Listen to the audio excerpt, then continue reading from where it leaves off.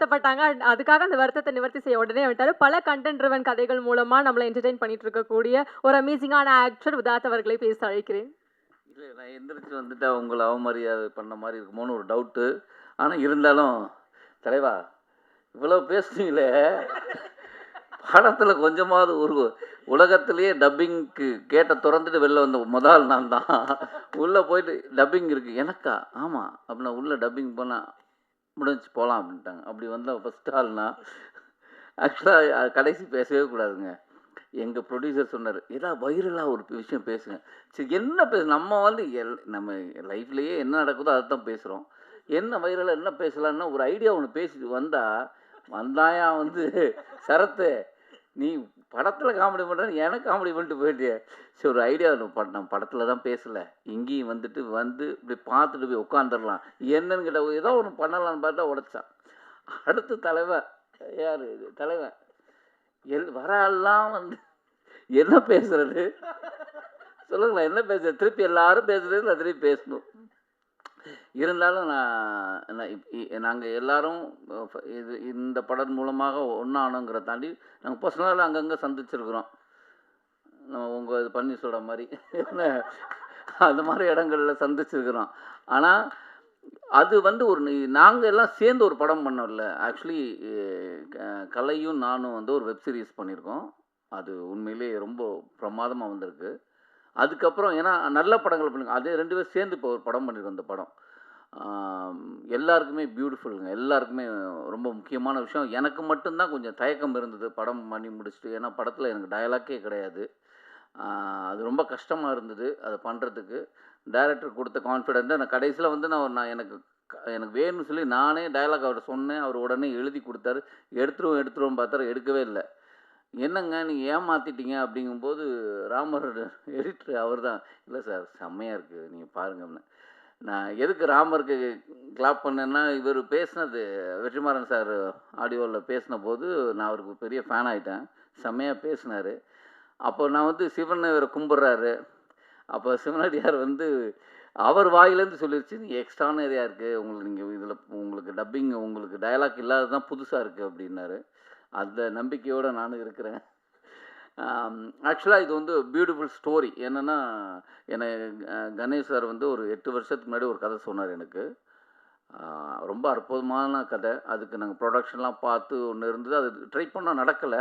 ஆனா நான் அவர்ட்ட சொன்னேன், "நீங்க எந்த படம் எடுத்து கூப்பிட்டாலும் நான் கண்டிப்பா இருப்பேன்" அப்படின்னு தான் சொன்னேன். அந்த இந்த படம் மூலமாக தான் எனக்கு சசி சார் அறிமுகமானாரு. நான் இப்பயும் சொல்றேன், அ சில படங்கள்ல சொல்லியிருப்போம். ஆனா, அவங்க புது தயாரிப்பாளரா இருப்பாங்க. வந்து என்ன அப்படி பார்த்துருப்பாங்க.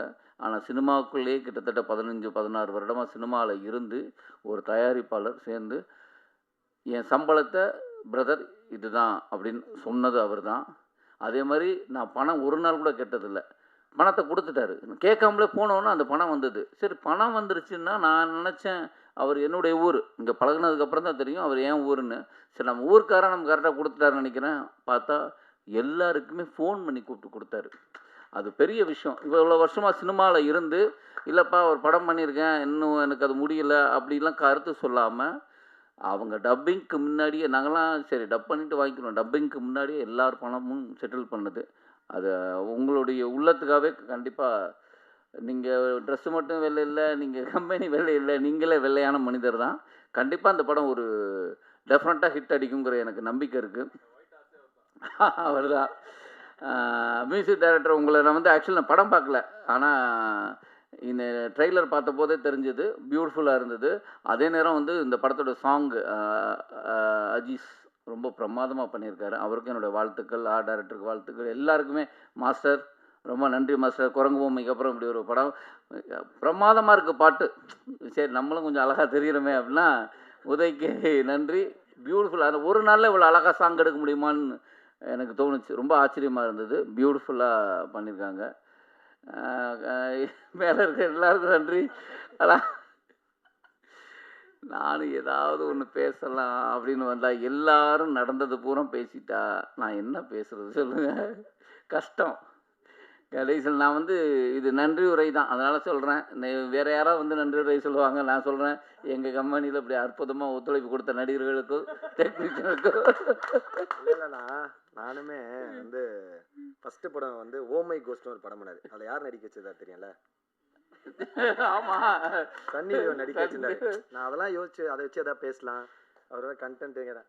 அதுக்கு பதில் இந்த படத்தில் யாரும் கூப்பிட்டுருக்காரு தெரியல, யார் சொன்ன? அஜித். ஏன்னா அவர் நடித்த படங்கள் 24 கிஸ்ஸஸ், அதுக்கப்புறம் ஸ்வீட்டி நாட்டி கிரேசி, அப்புறம் என்ன ஹாப்பி என்டிங். படம் பேர்லாம் வந்து ஹாப்பி என்டிங் 2வா? ஹாப்பி என்டிங் ஒரு படம் வரப்போகுது. இந்த மாதிரி அதான் அப்போ இந்த படம் என்ன சார், ஃபர்ஸ்ட் படம் அப்படி ஒரு ஜானர், செகண்ட் படம் இப்படி ஒரு ஜானர்னு யோசிச்சா அதை பேலன்ஸ் பண்ணுறதுக்காக தான் ஆதித்தை கூப்பிட்டு நடிக்க வச்சிருக்காரு. இந்த மாதிரி நிறைய விஷயங்கள் இருந்தது பேசுறதுக்கு. இப்போ ஒன்றும் எனக்கு அங்கேருந்தே கிளாப்லாம் பண்ண ஆரம்பிச்சிட்டிங்க. சாரி சார்வா, அதனால ஆனால் அவங்கெல்லாம் சொன்னபடி நம்ம படங்கள் கொஞ்சம் நல்ல படமாக இருக்குங்கிறது 100% சொல்கிறேன். டெஃபினட்டாக இது ஒரு நல்ல திரைக்கதையாக இருக்கும், நல்ல ஒரு படமாக இருக்கும். உங்களை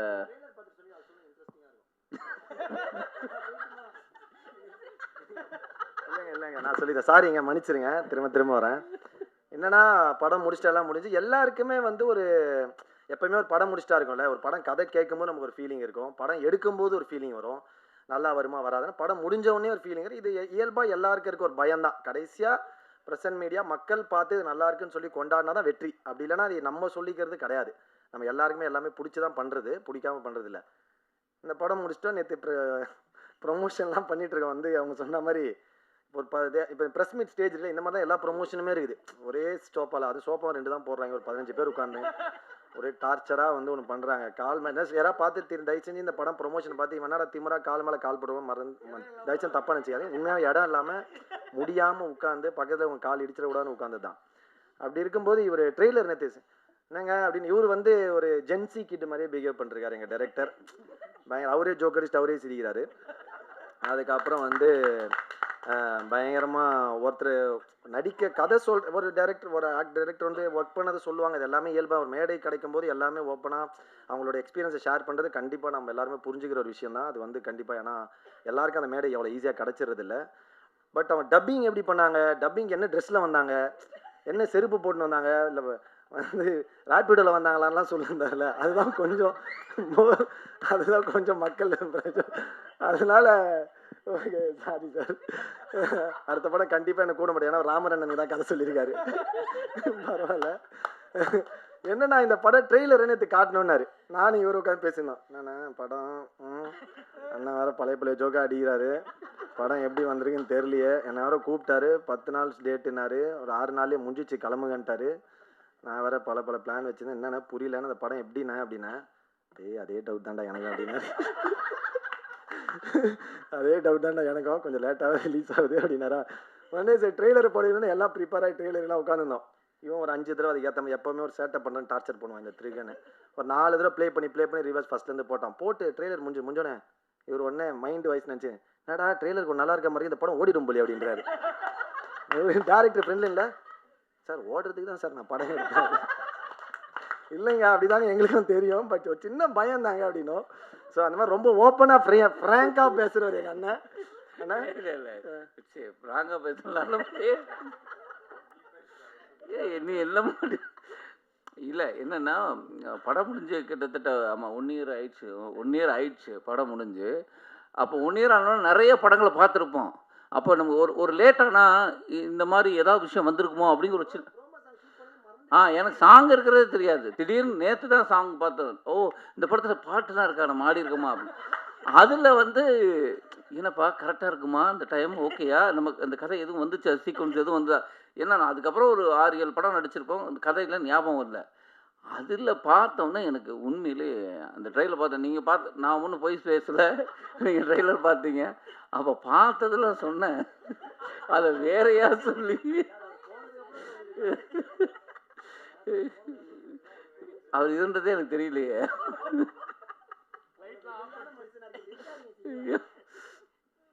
ஆனால் டெஃபினட்டாக இது ஒரு புதிய முயற்சி, ரொம்ப இன்ட்ரெஸ்டிங்காக இருக்கும். எனக்கு வந்து கண்டிப்பாக எனக்கு ரொம்ப புதிய முயற்சி. ஏன்னா இப்போ நான் டெஃபண்டமாக ஒரு படம் பயணிகள் கவனிக்கும் நடிச்சிருக்கேன். அப்படியாவது அதில் வந்து அந்த மாற்றுத்திறனாளி பேச்சு வராத ஒரு பேச்சு பேசியிருப்போம். இது வந்து பேசக்கூடிய ஒருத்தன் பேசாமல் இருக்கிறதுன்னு இருக்குல்ல, அது ரொம்ப டிஃபிகல்ட்டான ஒரு விஷயம். அதை ரொம்ப நல்லா பண்ணியிருக்கேங்கிறத விட நல்லா எடுத்திருக்காரு.